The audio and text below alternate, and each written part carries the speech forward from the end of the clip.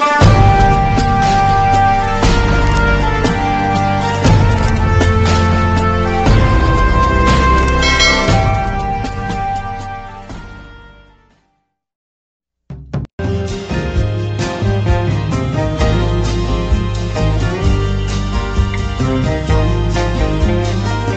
jumpa lagi rekan-rekan semua. Kali ini kita sampai pada episode 139. Namun sebelumnya admin berharap semoga rekan-rekan semua senantiasa sehat dan dilimpahkan rezekinya. Salam persahabatan juga untuk para rekan semua dimanapun Anda berada. Dan bagi para sahabat yang belum subscribe, silahkan subscribe dulu ya. Yuk dukung channel ini supaya bisa berkembang. Pada kesempatan ini admin memohon maaf kepada rekan-rekan jika terjadi banyak kekurangan pada cerita ini. Pada episode yang lalu diceritakan, sore itu Andi dijemput oleh Lisa dan akhirnya Firman pun turut bersama mereka karena memang perjalanan mereka satu arah. Sekitar 20 menit kemudian Firman meminta turun karena memang sudah sampai ke tujuan Firman. Kini Andi hanya berdua dengan Lisa di mobil tersebut. Mau kemana Lis kita? Kata Andi kepada Lisa. Kini telah menunjukkan pukul 6:30. Lisa kemudian mengajak Andi untuk makan malam di suatu tempat. Namun malam itu Andi ingin sedikit membuat kejutan untuk Lisa. Mobil Lisa kemudian berhenti di sebuah warung tenda di pinggir jalan raya itu. Ternyata Andi memilih sebuah makanan seafood yang ada di pinggir jalan tersebut. Lis, kamu tentu belum pernah makan di tempat seperti ini. Kalau sama aku kamu harus mau Lis, kata Andi sambil memasuki warung tenda di pinggir jalan itu. Sebenarnya hal seperti ini adalah hal baru bagi Lisa. Namun karena yang mengajaknya adalah Andi, maka tidak ada alasan bagi Lisa untuk menolak ajakan Andi tersebut. Dan tak berapa lama kemudian menu makan malam mereka telah tiba. Malam ini Lisa terlihat begitu nyaman bersama Andi dan Andi pun juga demikian. Wah, tempatnya begini tapi enak juga ya mas makanannya, kata Lisa sambil menikmati hidangan seafood yang ada di depannya tersebut. Mendengar perkataan Lisa tersebut, Andi terlihat tersenyum. Iya Lis, lumayanlah. Ada hal penting apa Lis? Kamu kok kayaknya tadi agak serius banget, kata Andi sambil menikmati makan malamnya. Begini mas, masalah yang kemarin itu aku sudah bicarakan dengan papaku dan dia bilang tidak masalah. Bahkan papaku akan membeli sebagian dari produk perusahaan kita. Pembelian ke perusahaan lain sebagian akan dialihkan ke perusahaan kita. Kalau Lisa hitung-hitung itu sudah sekitar 15% dari hasil produksi kita loh mas. Wah, itu besar banget Lis. Terima kasih ya Lis. Aku sendiri malah baru minggu depan Lis mau bicarakan dengan perusahaan ayahku. Dan aku berharap Alex juga berbuat seperti kamu Lis. Tapi Mas Andi tidak mau ini menjadi beban bagi Alex. Alex itu sahabatku Lis. Tapi kalau kamu memang wajib bantu Mas Andi Lis, kata Andi kepada Lisa terlihat serius. Lisa yang mendengar perkataan Andi tersebut kemudian tersenyum dan melirik Andi sekilas. Kok wajib Mas? Alex kenapa gak wajib Mas? Mendengar hal tersebut Andi kemudian berkata, Mas Andi kan sahamnya terbesar Lis. Terus kamu saat ini siapanya Mas Andi? Itu yang membuat kamu jadi wajib, kata Andi terlihat agak serius ketika berbicara seperti itu kepada Lisa. Dan Lisa yang mendengar hal tersebut kini hatinya menjadi berdebar. Kemudian Lisa berkata lirih, Ih Mas Andi bikin Lisa deg-degan aja. Ayo Lis agak cepetan makannya, aku gak enak sama orang tuamu kalau kamu kemalaman pulangnya. Lagian aku kayaknya gak bisa ngantar kamu deh Lis. Nanti kamu langsung pulang gak apa-apa biar aku langsung naik taksi saja Lis. Kini tepat jam 7:40 Andi dan Lisa telah meninggalkan tempat makan tersebut dan kini Lisa langsung pulang. Andi kini kemudian naik taksi untuk kembali ke rumahnya. Sementara itu Yunita adalah salah seorang calon marketing yang kemudian diterima bekerja di perusahaan tempat saat ini Andi bekerja. Malam ini Yunita terlihat sedang duduk santai di teras rumahnya seorang diri. Rumah besar 2 lantai tersebut berpenghuni 4 orang yang terdiri dari orang tua Yunita dan seorang adik dari Yunita. Sore tadi Yunita dikagetkan dengan apa yang dilihatnya. Tadi sewaktu Yunita makan malam di suatu tempat saat itu dilihatnya salah satu cleaning service yang tadi sore bermasalah dengannya saat itu tengah masuk ke sebuah rumah makan di pinggir jalan. Kebetulan Yunita saat itu hendak keluar dari tempatnya makan dan melihat mereka secara tak sengaja. Dan saat itu Yunita kaget karena Andi si cleaning service tersebut berjalan dengan seorang wanita seumuran dengan dirinya, bahkan harus diakuinya jika Yunita merasa dirinya kalah dalam banyak hal dengan wanita yang menemani si cleaning service tersebut. Wanita tersebut bukanlah level Yunita. Yunita merasa bahwa wanita tersebut bukanlah wanita sembarangan, bahkan tadi dilihatnya mobil yang dipakai wanita tersebut bernilai miliaran rupiah.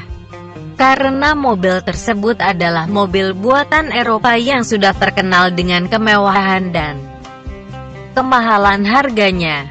Yunita kini menjadi bertanya-tanya apa hubungan keduanya. Masa iya sih mereka berpacaran? Atau apa mungkin kalau wanita tersebut adalah atasan si cleaning service tersebut? Dan si cleaning service tersebut diminta untuk menemaninya makan malam di tempat itu. Dan kini Yunita menjadi yakin kalau si cleaning service tersebut pastilah tidak ada hubungan khusus dengan wanita cantik tadi. Paling hubungan mereka sebatas sebagai atasan dan bawahan semata, pikir Yunita saat ini. Sementara itu malam ini Lisa yang telah sampai di rumahnya. Malam ini Lisa terlihat wajahnya berseri-seri. Bahkan orang tuanya terlihat melihat perubahan wajah putrinya tersebut dalam beberapa hari ini. Lisa saat ini terlihat wajahnya begitu bersinar dan gembira. Namun mereka tidak mengetahui penyebab itu semua. Malam ini Lisa kemudian masuk ke kamarnya dan Lisa malam ini masih terus berpikir hubungannya yang semakin dekat dengan Andi. Memang Andi ini seorang lelaki yang bisa dibilang polos dan tidak pintar dalam hubungan percintaan. Namun sikap Andi yang ramah dan polos tersebut membuat Lisa begitu bahagia. Dan Lisa juga tahu kalau sebenarnya beberapa wanita juga menyukai Andi, namun saat ini hanya dirinya lah yang mempunyai hubungan khusus dengan Andi. Dan Lisa juga tahu kalau kali ini Andi bekerja sebagai cleaning service juga masih di perusahaan milik ayahnya. Memang Andi ini menurut Lisa termasuk sebagai salah satu pria aneh di dunia. Lelaki lain seumuran Andi pastilah akan hidup mewah dan menikmati kekayaan dan fasilitas dari ayahnya. Namun Andi berbeda dengan kebiasaan anak muda pada umumnya. Andi lebih memilih untuk bekerja keras dan menikmati bekerja seperti orang kebanyakan dan hidup secara mandiri. Hal inilah ternyata yang memikat hati Lisa dan membuat Lisa begitu segan kepada pria tersebut. Malam ini Lisa berpikir besok akan memberikan sebuah kejutan kepada Andi di tempat kerja Andi. Lisa menghormati Andi dan Lisa akan menjaga rahasia Andi di tempat kerjanya tersebut. Dan dari hasil pencarian di internet kini Lisa mengetahui kalau pimpinan di perusahaan tersebut adalah Pak Nathan. Malam ini Lisa kemudian berhasil mendapatkan nomor handphone Pak Nathan dan besok berniat untuk menghubungi Pak Nathan. Dan Lisa sangat yakin kalau Pak Nantan pasti tahu siapa Andi yang sebenarnya. Malam ini Lisa kemudian tertidur sekitar pukul 10 malam. Malam semakin larut dan kini telah berganti dengan pagi. Jam 9 pagi Lisa kemudian menghubungi handphone Pak Nantan dan Lisa memperkenalkan dirinya kepada Pak Nantan. Rupanya Pak Nantan juga kenal dengan ayahnya Lisa dan Pak Nantan juga tahu nama perusahaan di mana Lisa saat ini termasuk salah satu pemiliknya dengan Andi. Dan ketika Lisa memperkenalkan kalau dirinya sebagai teman dekat Andi, saat itulah Pak Nathan langsung mempersilahkan Lisa untuk datang ke perusahaan tersebut bertemu dengan Andi. Lisa kemudian meminta izin jam 2 siang untuk bertemu dengan Andi kepada Pak Nathan. Sementara Andi pagi ini jam 10 pagi masih sibuk dengan pekerjaannya. Rupanya kejadian kemarin sore ketika Andi pulang bertiga bersama dengan dirinya diceritakan kepada semua teman-temannya di ruangan tersebut. Cerita tersebut memang cukup mengagetkan bagi mereka, namun memang selama ini Andi di mata rekan-rekan kerjanya memang berbeda dengan yang lainnya. Kini jam 10:10 Andi baru datang ke ruangan tersebut. Dan kedatangan Andi tersebut langsung disambut dengan candaan dari Firman. "Wah, pagi ini Mas Andi semangat banget ya Mas. Pantes aja Mas Andi gak takut sama sekali sama Mbak Yunita. Soalnya kayaknya yang kemarin itu bukan orang biasa. Enak bagi Mas Andi tinggal melompat ibaratnya kalau ada apa-apa. Lah kalau aku bagaimana?" kata Firman. Mendengar hal tersebut Pak Dimas selaku pimpinan mereka kemudian menanyakan apa maksud perkataan Firman tersebut.